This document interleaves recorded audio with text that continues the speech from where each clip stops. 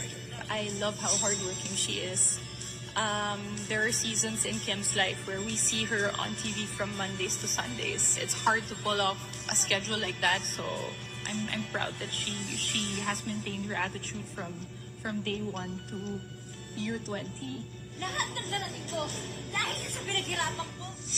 She is undeniably one of the most luminous idols of this generation, achieving success in career and in life. Very passionate pagdating sa trabaho.